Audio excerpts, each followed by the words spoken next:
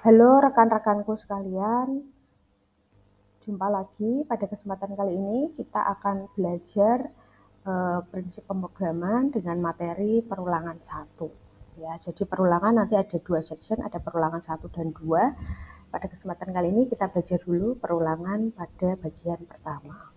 Oke, apa itu perulangan atau looping? Jadi sesuatu yang mengulang-ulang. Ya, misalnya contoh ini ada 2 mahasiswa. Yang pertama mahasiswa non informatika ya atau mahasiswa non sistem informasi itu dapat hukuman dari dari dosen ya, diminta untuk menuliskan kata-kata saya berjanji tidak akan mengulangi lagi sebanyak 100 kali. Dan dia mungkin akan menuliskan ya, saya berjanji tidak akan mengulangi lagi itu sebanyak 100 kali.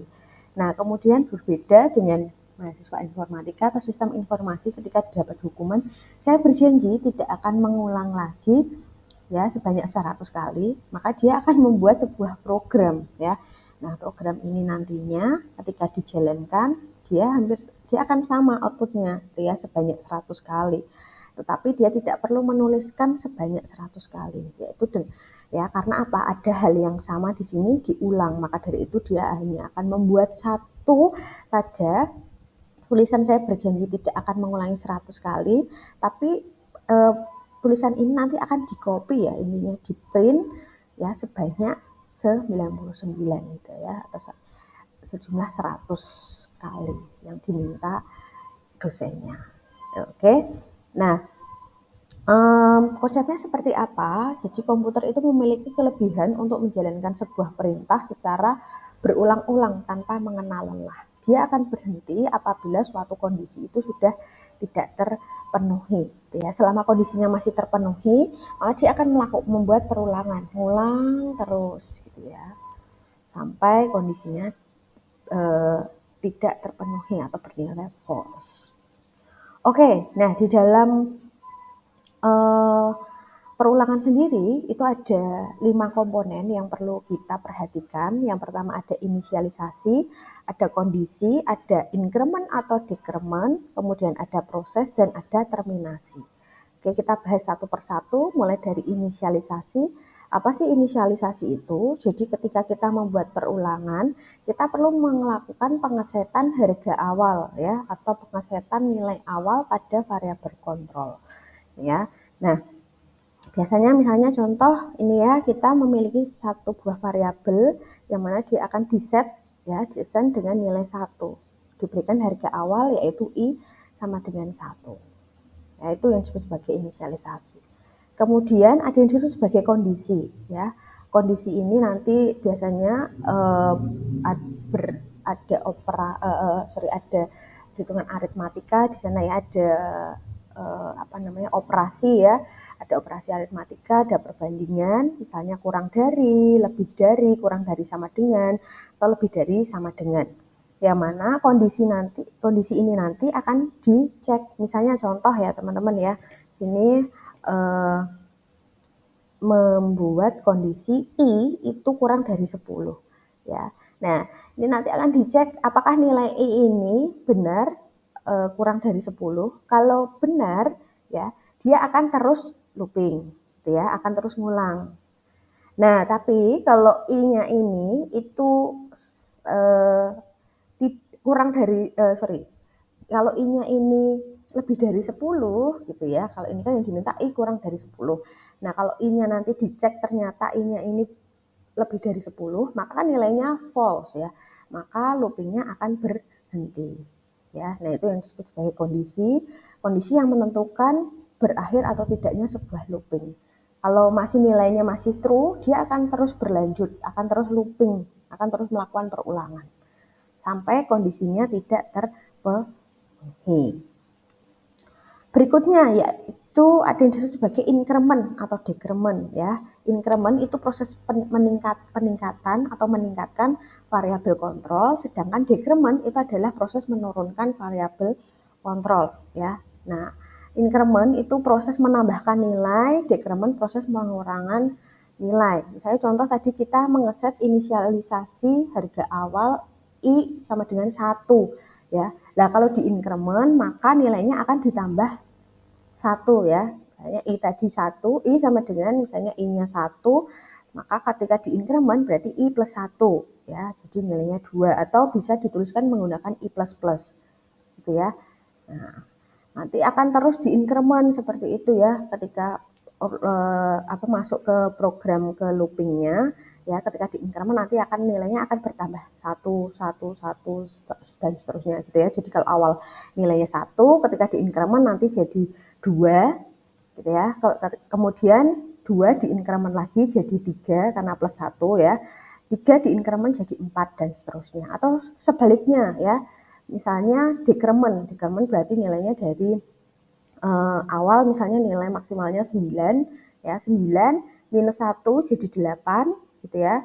Terus nanti dikurang lagi jadi dari 8 dikurang 1 jadi 7, 7 kemudian dikurang 1 jadi 6 dan seterusnya ya. Itu proses pengurangan yang disebut sebagai dekremen. Berikutnya ada bagian yang disebut sebagai proses atau aksi ya. Nah, ini proses ini adalah proses yang akan diulang ketika kondisi loop-nya itu ketika kondisi loop berhasil dijalankan gitu ya. Tadi kan ada kondisi nilainya true or false kan. Nah, kalau nilainya true maka dia akan menjalankan proses atau menjalankan aksi ya yang diminta. Misalnya contoh di sini ya, proses atau bentuk aksi itu seperti apa? Misalnya ini meminta output ya, keluaran ya dengan cara melakukan printf ya, apa yang dikeluarkan, yang ditampilkan adalah nilai I. Itu ya. Ini adalah bagian aksi proses itu.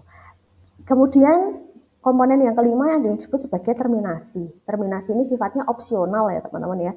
Jadi opsional ini boleh dituliskan atau boleh dituliskan maupun tidak juga tidak masalah gitu ya. Jadi intinya terminasi ini untuk memberikan statement pengakhir ya. Jadi ketika suatu program loopingnya itu sudah berakhir, maka dia diberikan statement yang menandakan kalau looping sudah berakhir atau looping selesai. Nah, di dalam looping itu sendiri itu ada 3 jenis struktur atau 3 jenis looping. Yang pertama itu yang disebut sebagai for atau perulangan for. Yang kedua itu adalah perulangan while do ya. Yang ketiga itu adalah perulangan dual. Nah, kita akan lihat satu persatu ya teman-teman ya. Untuk masing-masing perulangan ini strukturnya seperti apa. Yang pertama adalah for ya. For ini digunakan apabila kita sudah mengetahui berapa kali perulangan akan dilakukan. Ya, misalnya contoh tadi diminta untuk membuat 100 kali kata saya tidak akan mengulangi lagi. Berarti kan kita sudah tahu ya kalau perulangan itu akan dilakukan sebanyak 100 kali. Nah, ini kita bisa menggunakan for di sini. Oke, nah struktur for itu seperti apa? Ini ya, jadi for dalam kurung ya, bagian pertama ini adalah inisialisasi, kemudian titik koma diikuti kondisi, titik koma, increment atau decrement. Ya, kemudian kurung kurawal ini adalah proses atau statement yang akan dijalankan ketika kondisi for-nya tadi terpenuhi, kemudian kurung kurawal tutup dan diakhiri menggunakan terminasi, gitu ya. Oke, contohnya seperti apa? Jadi seperti ini ya. Saya punya contoh untuk memasukkan angka maksimal bilangan ganjil. Oke, ini sebuah program yang akan menampilkan bilangan-bilangan ganjil ya. Nah, oke, yang pertama ya, tadi for itu strukturnya ada inisialisasi ya atau pemberian harga awal. Oke, inisialisasi di mana X itu di-assign ya menggunakan nilai 1, berarti nilai awalannya adalah 1. Berikutnya yang kedua adalah bagian kondisi ya. Kondisi ini untuk ngecek apakah nilainya nanti true or false. Berarti mau membandingkan apakah X tadi ya yang awalnya itu bernilai 1, apakah kurang dari sama dengan angka. Angka ini adalah variabel yang diinputkan dari keyboard, misalnya angka 10 gitu. Berarti nanti akan ngecek apakah 1 itu kurang dari sama dengan 10 ya. Nah, kalau benar, maka dia akan masuk ke bagian aksi atau menjalankan proses. Ya, kalau tidak, maka dia ya keluar dari perulangan ini karena kondisinya tidak terpenuhi. Ya, itu konsep kondisi seperti itu. Kemudian bagian ketiga, ya, bagian ketiga adalah increment. Ya, ini agar proses loopingnya itu terus berjalan, gitu ya. Awal nilai x-nya tadi 1, kemudian di increment nanti x-nya berarti akan jadi 2 ya, karena 1 plus 1 2, kemudian nanti di increment lagi jadi 3 dan seterusnya, gitu ya teman-teman. Kemudian kalau kondisinya tadi terpenuhi ya, kondisi di tengah ini tadi terpenuhi, maka akan menjalankan aksi ya. Nah, yang dijalankan apa? Ya di sini yang ada di dalam kurung kurawal setelah for ya. Jangan lupa judulnya adalah kurung kurawal ya teman-teman ya. Nah, di sini ya yang dijalankan adalah pada bagian ini. Oke, if x modulus 2 sama dengan 1, maka print persen dx ya. Nah, ini artinya kita mau menampilkan ya bilangan-bilangan ganjil. Oke, nah ini bisa menggunakan fungsi modulus. Ya, nah ini yang disebut sebagai proses atau aksi yang dijalankan apabila loopingnya ini bernilai benar. Oke. Kemudian terminasi, karena terminasi sifatnya opsional ya, jadi bisa diberikan boleh, tidak juga boleh ya. Kemudian struktur yang kedua ini struktur yang disebut sebagai struktur perulangan jenis while do ya. Nah, while do itu digunakan saat kita tuh tidak tahu pasti berapa kali perulangan akan terjadi, namun kita mengetahui kondisi yang menyebabkan perulangan berhenti. Misalnya kita tahu kalau nanti perulangan akan berakhir ketika mencapai nilai maksimalnya 100 gitu ya. Kita nggak tahu seberapa banyak terjadi perulangan, tapi yang penting nilai maksimal adalah perulangannya adalah 100. Nah, ini kita bisa menggunakan perulangan jenis ini, while do. Oke, while do ini akan melakukan pengecekan kondisi sebelum suatu aksi atau proses itu dijalankan. Ya, jadi ngecek dulu kondisi yang ada di sini. Kalau terpenuhi, dia akan masuk ke bagian ini ya. Dia akan melakukan atau menjalankan aksi atau proses. Oke. Nah, ini adalah strukturnya ya. Pertama adalah inisialisasi, dilanjutkan while ya, ini masuk ke badan perulangannya. While selama kondisinya ini ya, kondisi yang ada di sini i kurang dari sama dengan 100 ya, maka nah, ini ya langsung masuk ke sini. Kalau benar dia akan menjalankan proses yang ada di dalam. Kemudian proses increment dan decrementnya, increment atau decrementnya itu ada di dalam badan perulangan while ya. Kemudian di luar itu ada terminasi ya, atau bagian atau statement pengakhir atau penutup. Oke.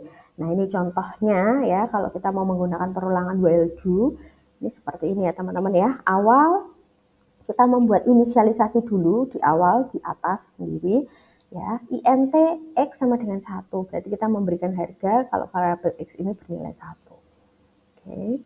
Nah, berikutnya adalah kita ngecek kondisi while selama x ya, x yang kita inisialisasi di awal tadi nilainya 1, itu adalah x tadi 1 apakah kurang dari sama dengan 100 ya, misalnya kita angka di sini contoh misalnya 101 gitu ya. Selama 1 itu kurang dari sama dengan 101 ya, ini kondisinya, maka dia akan apa? Menjalankan perintah yang ada di dalam sini. Ya, atau menjalankan aksi. Oke. Nah, ini ya, ini adalah aksi atau prosesnya ya. Gitu. Nah, jangan lupa agar perulangannya tetap berjalan, terus looping, maka kita harus memberikan increment ya, atau proses penambah atau mengurang nilai pada variabel kontrol. Ya. Oke, yang ketiga adalah perulangan jenis dual. Ya. Nah, dual ini bedanya apa Bu dengan while do kok namanya hampir sama ya, tapi yang pertama adalah while do, yang kedua adalah do while ya. Konsepnya hampir sama, namanya sama gitu ya, terus strukturnya juga hampir sama, hanya saja konsepnya yang berbeda. Kalau do while ya, do itu kan berarti melakukan sesuatu ya, do menjalankan, melakukan sesuatu, menjalankan aksi. Kemudian while ini tadi ya kondisi yang dicek. Nah, artinya apa? Berarti kondisi yang dicek itu akan dilakukan setelah menjalankan sebuah aksi atau menjalankan sebuah proses. Jadi proses dijalankan minimal 1 kali dulu, baru ngecek kondisinya. Tuh ya. Nah ini strukturnya ya. Yang pertama diinisialisasi, kemudian do dalam kurung kurawal buka, kurung kurawal tutup. Ini proses atau aksi yang akan dijalankan. Kemudian ada increment atau decrement. Kemudian while ini nanti berisi kondisi yang akan dicek. Selanjutnya boleh menggunakan terminasi atau juga tidak masalah ya. Nah ini contoh kalau mau menggunakan dual ya. Nah ini bagaimana cara penulisannya ya. Yang pertama adalah kita inisialisasi dulu di awal, memberikan harga awal, di mana X itu kita berikan nilai 1. Kemudian nah berikutnya adalah di sini ya perbedaannya, kondisinya ada di bagian bawah ya, di while ngecek kondisinya ada di bawah. Nah, kita jalankan aksinya ada di atasnya sini ya. Jadi menjalankan bagian do dulu ya. Di sini ngeprint dulu angkanya, kemudian ada proses increment, baru lakukan pengecekan di bawah. Apakah X itu kurang dari sama dengan angka? Jika iya, dia akan menjalankan do lagi ya, kemudian baru dicek lagi, begitu seterusnya ya teman-teman. Proses incrementnya ada di situ. Oke, nah ini ada contoh ya, contoh lain. Badut dihukum karena mencuri timun. Dia harus menulis, saya berjanji tidak akan mencuri timun sebanyak 100 kali. Namun dia tidak kurang akal, dia minta tolong kepada temannya yang kuliah di sistem informasi UAJ. Ayo bantu teman Badu menuliskan, saya berjanji tidak akan mencuri timun sebanyak 100 kali dengan menggunakan 3 jenis loop. Oke, nah ini kita menggunakan notasi algoritma ya untuk 3 perulangan. Yang pertama kita menggunakan notasi algoritma untuk membuat perulangan for ya, menggunakan perulangan for. Nah, kalau kita lihat di sini ya, teman-teman, kita harus analisis dulu studi kasusnya. Tadi yang diminta itu adalah menulis saya berjanji tidak akan mencuri timun ya di sini ya. Berarti ini adalah tipe datanya string ya atau string ya, teman-teman ya. Saya berjanji tidak akan mencuri timun sebanyak berapa? 100 kali ya. Berarti ini 100 kali ini adalah integer. Oke, jadi kita butuh 2 masukan, yaitu masukan berupa banyaknya tulisan yang akan dicetak dan tulisannya itu apa gitu ya. Ya tulisannya tadi saya berjanji tidak akan mencuri timun. Oke, jadi di kamus kita perlu membuat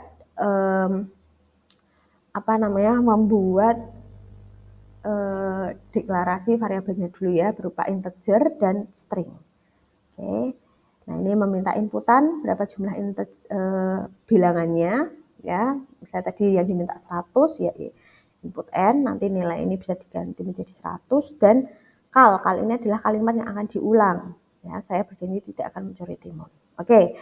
Nah, ini strukturnya ya. For i ya sama dengan 1, berarti ini inisialisasi ya. I harga awalnya diberikan nilai 1 ya, titik koma ini ada kondisi I kurang dari N, I-nya tadi 1, N-nya tadi 100 ya. Kemudian I ya, ini titik koma lagi, ini proses increment dan decrement-nya. Nah, ini kalau plus itu increment ya, kalau minus itu decrement. Oke. Berarti I sama dengan I plus 1. Tadi I-nya 1 ya, 1 plus 1 2.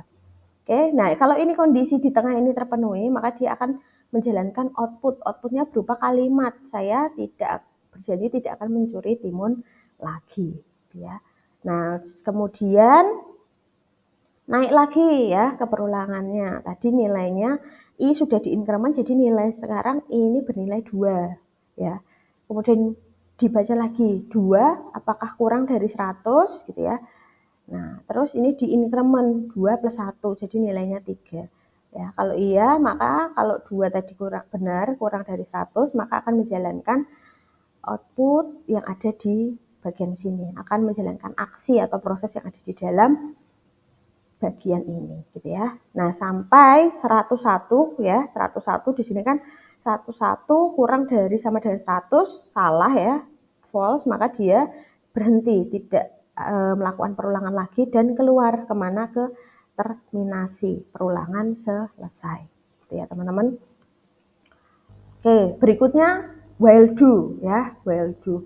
Ini sama ya, dari program dan kamus ini sama, yang berbeda hanya pada struktur penulisan ya di sini. Kita inisialisasi dulu di awal. I ya, ini sama dengan ini harusnya 1 ya, teman-teman ya. Ini sama dengan 1.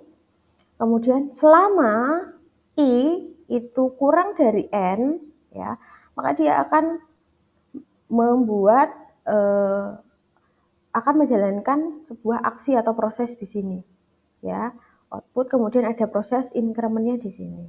Oke, terus ngecek lagi ke atas ya, karena ini sudah diincrement jadi 2, apakah 2 kurang dari N? Kalau ya, selama 2 kurang dari N, 2 kurang dari 100, maka dia akan ngecek, dia akan menjalankan aksi lagi, begitu seterusnya ya. Jadi ini dicek dulu selama ya, while kondisinya ini dicek, kalau terpenuhi dia masuk ke aksi do-nya di sini ya. Oke. Nah, ini contoh untuk penggunaan Raptornya. Saya juga sudah pernah menjelaskan juga pada modul algoritma ya dan notasi, bagaimana sih perbedaan menggunakan while do dan do while ya. Kalau while do itu akan mengecek dulu kondisinya, akan kemudian baru menjalankan aksi atau prosesnya gitu ya. Nah, berikutnya adalah dual. Nah, kalau dual itu berarti kita menjalankan dulu minimal 1 kali ya aksi baru melakukan pengecekan. Oke, nah ini sama tadi kita berikan inisialisasi dulu. I sama dengan ini 1 ya, artinya 1 do menjalankan apa tadi ya, ngeprint kalau saya berjanji tidak akan mencuri timun lagi. Kemudian ini ada proses increment di sini, kemudian baru dicek ya. Ya, dicek berarti 2 karena ini sudah ada proses increment di sini ya. Berarti nilainya sekarang kan I2. 2 kurang dari sama dengan 100. Kalau iya dia akan menjalankan aksi do ini. Gitu ya, dan seterusnya. Ya, jadi menjalankan aksi dulu baru mengecek kondisinya ada di bagian bawah. Oke, nah ini kalau bentuk perulangannya seperti ini. Bedanya apa? Nah, ini tadi kalau yang while do ya, ini while-nya ada dicek dulu baru menjalankan aksi. Nah, kalau do while ini ya terlihat di sini ada aksi yang dijalankan terlebih dahulu atau ada proses yang dijalankan baru ngecek kondisi. Oke, while do atau do while. Nah, meskipun kadang kita bisa menggunakan fungsi yang sama untuk ketiga struktur perulangan tadi ya di kasus apapun, tapi sebaiknya kita bisa menggunakan kapan sih harus menggunakan for, while, do atau do while ya. Nah, for ini akan digunakan ketika atau jika banyaknya perulangan ini bisa dipastikan. Oke. Kemudian kalau while do atau do while itu jika perulangan dihentikan jika kondisi tertentu terpenuhi. Tapi kita tidak tahu berapa jumlah perulangan itu terjadi. Misalnya teman-teman hanya tahu saya diminta untuk mengulang 100 diminta untuk nilai maksimal perulangannya 100 kali, tapi kita tidak tahu di dalamnya itu terjadi berapa perulangan. Kita bisa menggunakan while do atau do while ya. Tapi kalau kita sudah tahu jumlah pastinya berapa, misalnya diminta untuk menulis sebanyak 100 kali, nah kita kan tahu kalau perulangannya nanti harus terjadi sebanyak 100 kali, maka kita bisa menggunakan struktur for. Oke, nah perbedaan dari while do dan do while ya. Nah, kalau while do tadi pengecekan kondisinya dilakukan di awal perulangan ya. Jadi kalau kondisinya tidak terpenuhi, maka kemungkinan bahwa badan perulangan itu mungkin tidak pernah tereksekusi atau aksinya itu tidak dijalankan. Karena apa? Karena sudah tidak memenuhi kondisi pada bagian while-nya itu, ya.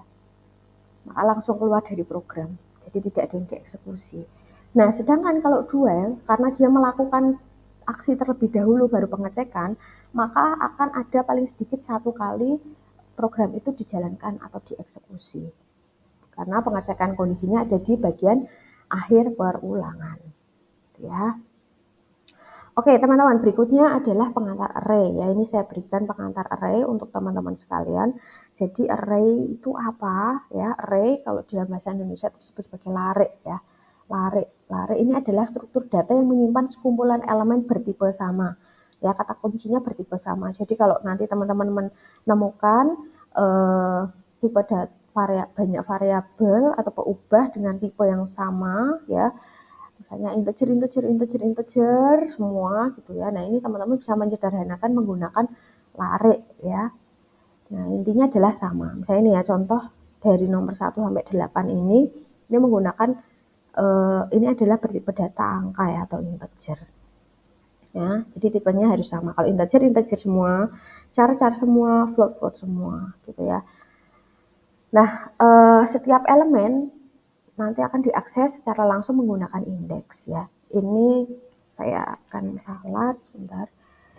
1 sampai 8 ini namanya adalah elemennya. Ya, ini sorry. Elemen. Nanti akan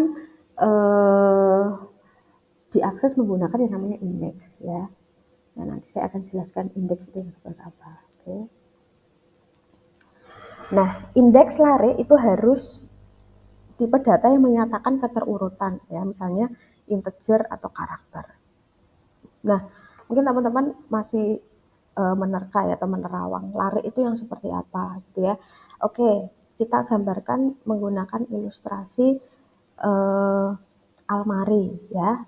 Oke, saya teman-teman memiliki almari, ya. Kita buat ini almari itu nama almarinya itu A, ya. Ini lemari. Nah, lemari ini yaitu larenya atau elemennya. Ya, ini lemari. Nah, di dalam lemari ketika kita buka lemari gitu ya, itu ada rak, ya, ada rak-rak penyusunnya kan. Nah, rak-rak penyusun itu yang disebut sebagai ini ya. Ini adalah elemennya tadi. Ini adalah raknya. Oke, ini rak 1, rak 2, 3, 4 dan seterusnya. Gitu ya. Di mana di dalam rak itu misalnya ada pakaiannya gitu ya, atau misalnya mungkin mau menyimpan angka-angka di situ ya. Misalnya 158, 157 gitu ya. Intinya adalah harus bertipe data sama. Oke. Atau mungkin mau menyimpan berupa kata atau kalimat gitu kan. Ini kan tipe datanya string, ya. Nah, intinya kalau char semua, string semua, float semua, integer semua. Ya. Nah, ini berarti tadi lemarinya itu bernama A, berarti array-nya atau lariknya itu bernama A, ya, dengan elemen atau dengan jumlah rak tadi berjumlah 8. Oke. Nah, berikutnya adalah notasi tiap elemen, ya. Nah, untuk array, ya, cara untuk kita membuka setiap raknya itu bisa menggunakan yang namanya indeks, ya, menggunakan indeks. Nah, indeks itu selalu diawali dengan 0, ya. Indeks itu 0 sampai seterusnya gitu ya. Nah, kalau kita punya 8 elemen, ya, berarti kalau kita memulai dengan indeks ke 0, berarti ada maksimal indeks yang bisa diakses berapa? Berarti ini kan elemen pertama itu kan indeksnya 0, elemen kedua indeks 1, ya, 0, ini indeks ke-1, indeks kedua, ketiga, keempat, kelima, keenam, ke-7. Berarti akan ada berarti kita bisa mengakses, ya, maksimal pada indeks ke-7. Ya. Nah, cara mengaksesnya bagaimana? Oke, kita buka lemarinya tadi, ya. Kita buka dulu lemarinya, nama lemarinya apa? A. Gitu ya. Kemudian indeksnya berapa? Nah, ini misalnya contoh kita mau buka rak, ya.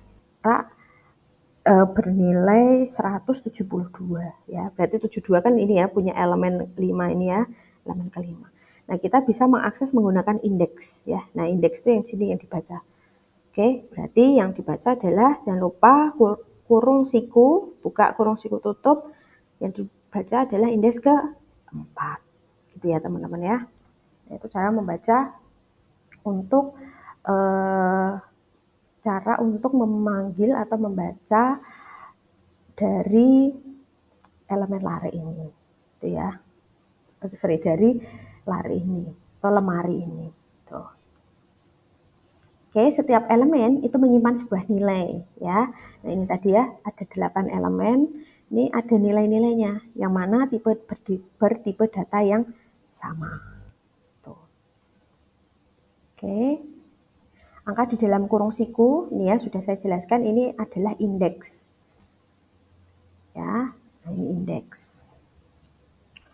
Next berikutnya, kapan kita menggunakan lari ya? Bila diperlukan menyimpan data sementara yang bertipe sama di memori. Jadi nanti data-data ini akan disimpan secara temporary ya atau secara temporal ya sementara, dan dia akan disimpan selama teman-teman nge-run programnya. Jadi ketika di-run program ketika teman-teman nge-run program gitu ya, akan dibentuk, ketika terbentuk data array ini nanti akan disimpan secara sementara gitu ya. Jadi almari-almari ini akan berisi angka-angka tadi, akan diakses, bisa diakses selama programnya di-run ya. Nah, kalau sudah selesai atau di-close maka akan hilang. Oke, nah kenapa sih kita menggunakan lari ya? Ini untuk apa lari ini ya, atau array ini buat apa ya. Jadi misalnya contoh teman-teman ya, teman-teman punya variabel yang banyak yang bertipe sama. Saya contoh punya variabel saya punya variabel bertipe integer. Saya punya variabel ya, nama variabelnya bilangan 1 sampai bilangan 10 bertipe integer ya. Nah, ini kan sama ya teman-teman ya. Nah, ini daripada teman-teman menuliskan integer bilangan 1, integer bilangan 2, bilangan 3, 4, 5, 6, 7, 8, 9, 10 gitu ya. Nah, ini kan banyak sekali variabel-variabel yang digunakan gitu kan. Nah, padahal tipe datanya sama. Nah, agar menghemat istilahnya, kita nggak perlu nulis bilangan 1 sampai 10, bilangan 1, bilangan 2, 3 sampai 10, kita bisa menggunakan lari ya. Atau misalnya teman-teman diminta untuk membuat inputan ya ke variabel, di mana variabelnya itu ada 100, tipe datanya sama. Ya, nah ini daripada menggunakan banyak sekali peubah ya, peubah ini variabel, mending dibuat tipe data array atau lari ya. Agar apa? Agar menghemat penggunaan nama peubah atau nama variabel yang bertipe sama gitu ya. Kemudian yang kedua yaitu mengurangi penulisan perintah yang sama secara berulang-ulang untuk peubah ya. Contohnya seperti ini ya. Nah, ini teman-teman akan ngeprint dari variabel nomor 1 dari variabel nilai 1, variabel nilai 2, dari nama variabel nilai 3 dan variabel nilai 4 gitu ya. Nah, ini mungkin kalau variabelnya masih 4 gitu ya. Tapi kalau variabelnya ada 10.000, ada 100 gitu kan. Nah, ini kan akan menulis perintah yang dilakukan secara berulang-ulang. Nah, kita bisa menggunakan lari untuk apa? Untuk mengurangi penulisan perintah yang berulang-ulang atau untuk menghemat ya, agar lebih efektif, cepat dan efisien menghemat. Nah, kita bisa menggunakan perulangan ya di sini untuk kita memanggil memanggil variabel yang kita sudah set menggunakan array atau lari ya. Nah, ini kita tinggal pakai perulangan, biasanya menggunakan perulangan for ya. For ini paling umum digunakan gitu ya, dipasangkan dengan array atau lari. Oke, nah ini adalah kondisi awal atau pemberian harga awal, nilai awal, kemudian ini adalah kondisi yang akan dicek apakah nanti bernilai true or false, dan ini adalah proses increment dan decrementnya, gitu ya. Nah, ini selama kondisinya terpenuhi, maka dia akan akan menjalankan aksi. Aksinya ada di sini ya. Aksinya berupa dia akan menampilkan yaitu nilai ya. Nilai ini adalah nama array-nya atau nama lemarinya tadi, dinamakan array, dinamai nilai, gitu ya. Nah, ini dengan indeks ke i ya. Nah, indeks ke ini untuk membuka rak-raknya tadi ya. Berarti rak untuk nilai nomor 1, rak untuk nilai nomor 2, nomor 3 dan seterusnya, gitu ya. Nah, ini bisa diganti. Misalnya dari indeks ke 0 ya, indeks ke 0, indeks ke 1, kedua, ketiga, dan seterusnya. Begitu ya teman-teman ya. Ini ke 2 dan seterusnya.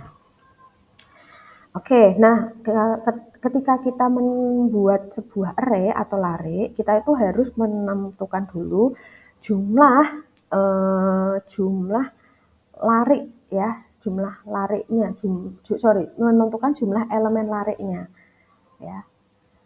Karena apa? Karena nantinya ketika sudah dijalankan, maka tidak bisa ditambah atau dikurangi. Misal contoh teman-teman tadi ya, teman-teman misalnya punya lemari ini tadi, ya teman-teman tuh harus memesan dulu rak yang ada di dalamnya ini ada berapa jumlahnya.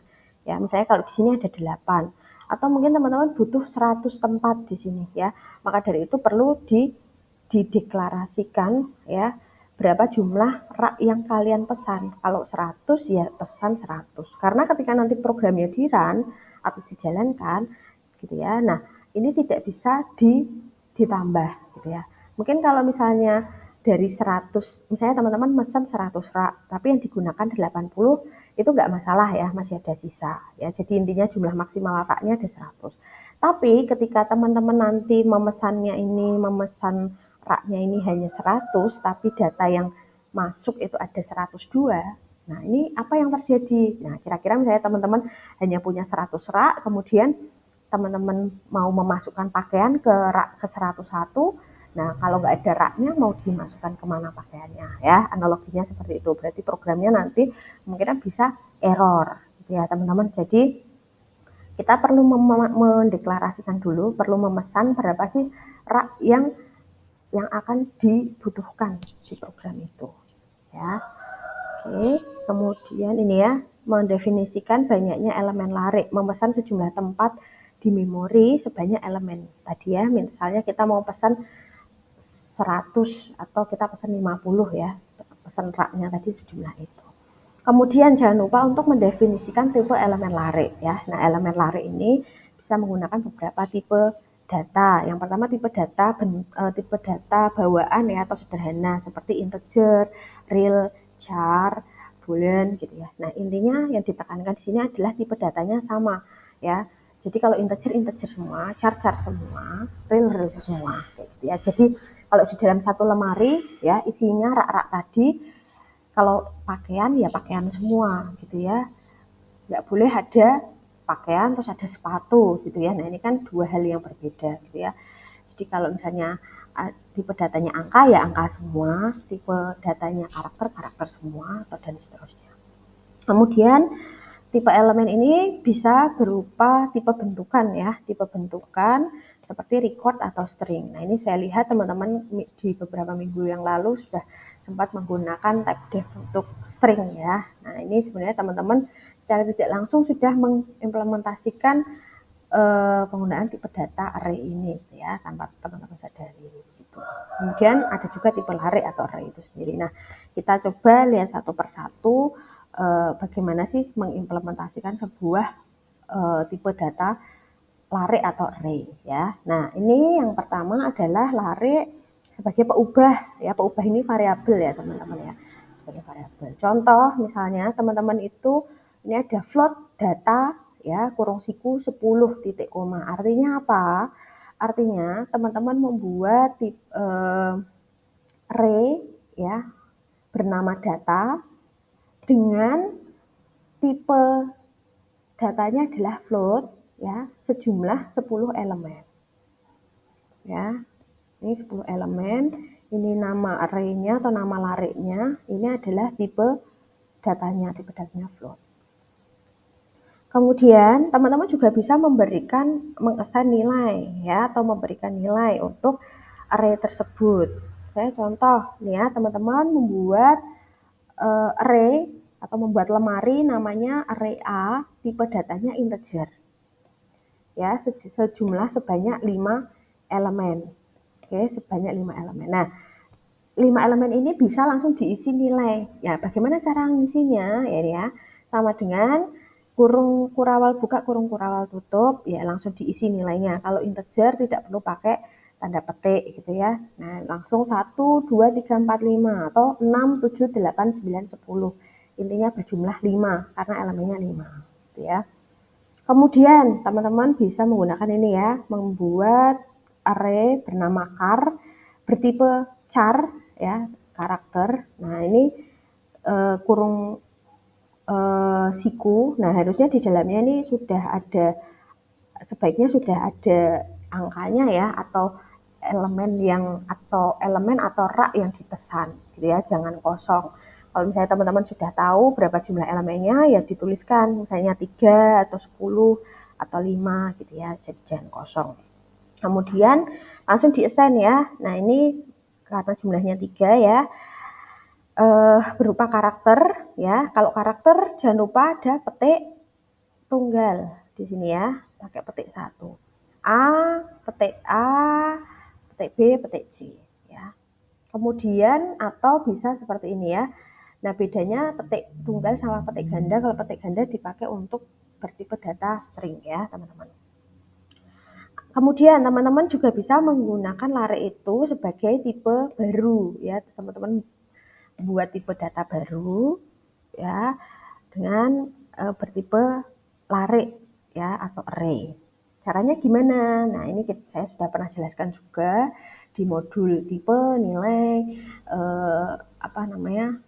sequence dan assignment ya. Nah, di sana kita bisa menggunakan yang namanya tab def ya, menggunakan tab def atau tab definition. Oke, tab definition. Kemudian teman-teman buat dulu data baru itu namanya ini ya, tipe data barunya namanya data menggunakan integer ya, sejumlah 10 elemen.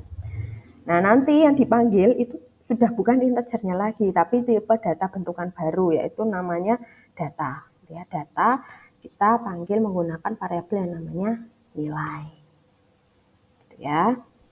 Atau teman-teman bisa menggunakan lare itu sebagai tetapan atau konstanta ya. Nah, konstanta kita bisa menggunakan code ini ya, define ya, menggunakan define n, berarti kita mengassign nilai n ini sebanyak 10 ya. Nah, ini hampir sama dengan yang di atas.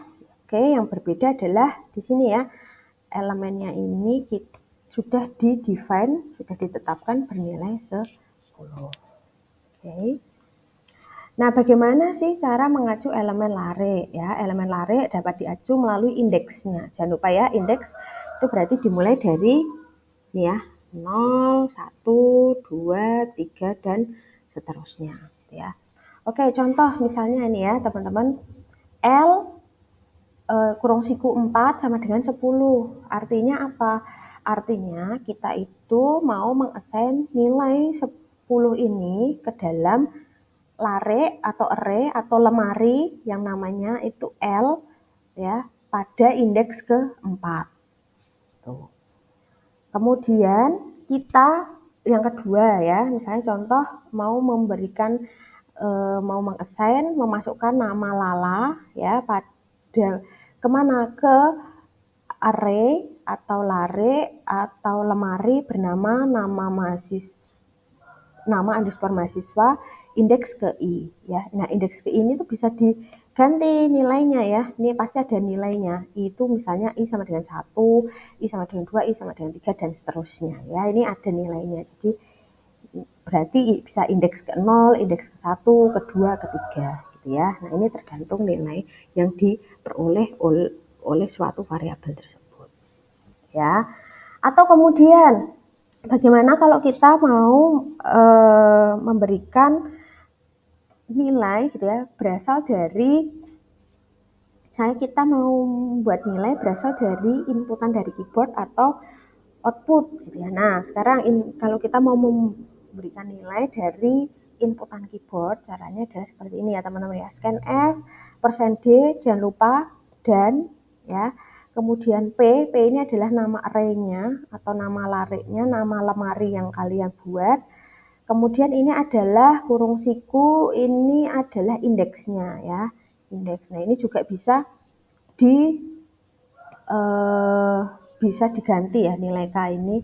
Biasanya nih kalau menggunakan nilai I, K, N ini tuh dari perulangan gitu ya, dari perulangan.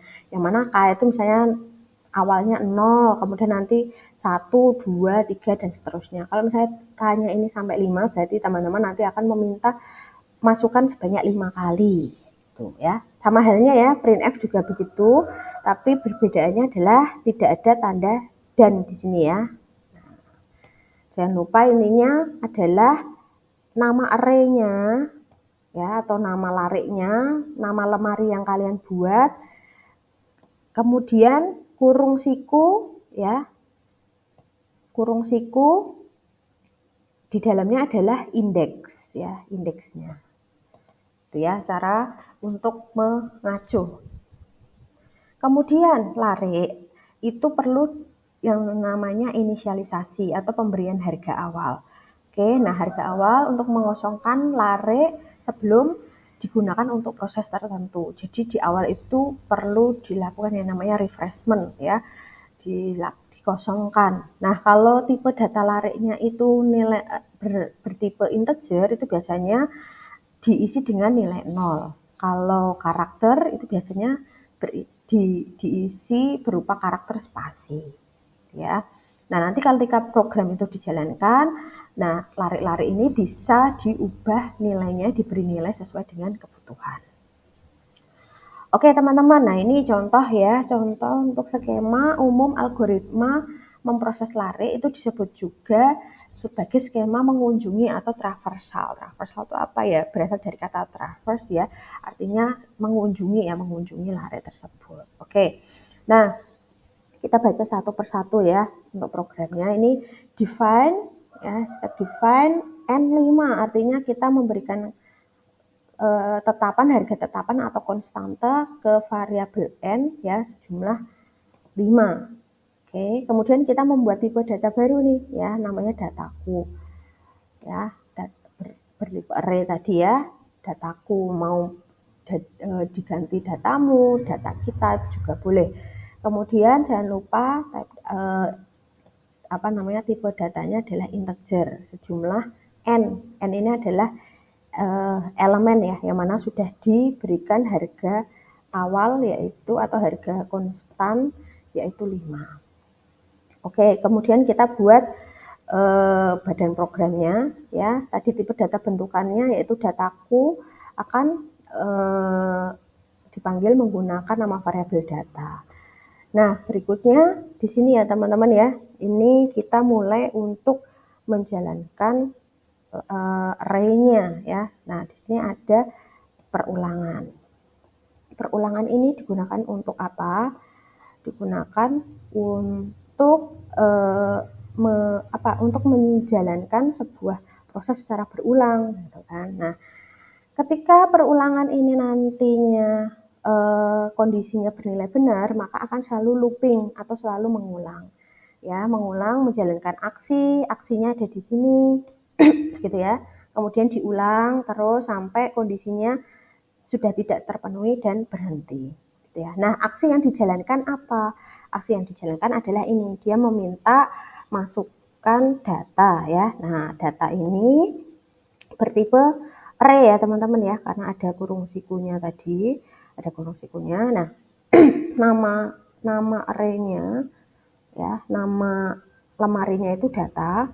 Kemudian data itu akan simpan ke indeks ke I. I ini didapat dari mana? Didapat dari perulangan ya. Saya contoh, harga awal I-nya itu sama dengan 0 ya, I 0. Kemudian kondisinya adalah I kurang dari N. N tadi berapa? 5 ya.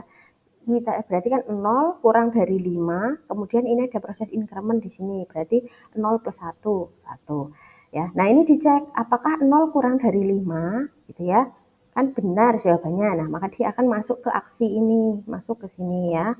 Masuk ke sini. Kemudian dia minta silakan teman-teman memberikan masukan data, masukkan angka ya, karena ini bentuknya karena ini integer ya, teman-teman ya, integer. Jadi teman-teman diminta untuk masukkan angka pertama. Misalnya angka pertamanya adalah 2. Gitu ya. Oke, 2 berarti nanti ketika ada printf gitu ya, data ke I, nah nanti di sini maka akan ngeprint 2 karena tadi yang dimasukkan 2 gitu ya. Nah, kemudian lanjut lagi, naik lagi ke atas ya. Tadi 0 kan sudah diincrement jadi 1 gitu kan.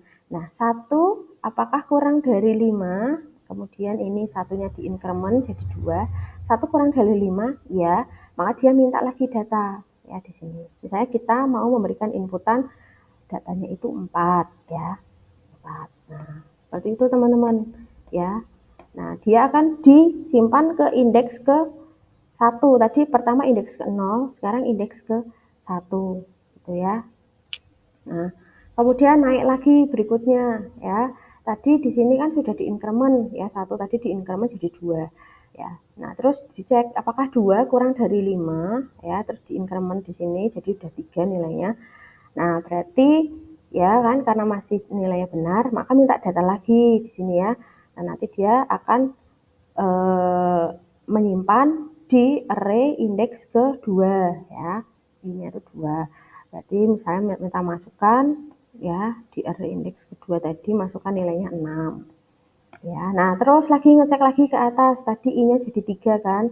3. Apakah 3 kurang dari 5? Iya, kemudian ada increment di sini jadi nilai 3-nya sudah jadi 4. Nah, kemudian nanti minta masukkan lagi ya, minta inputan berupa data akan disimpan di indeks ke-3 tadi ya, indeks ke I.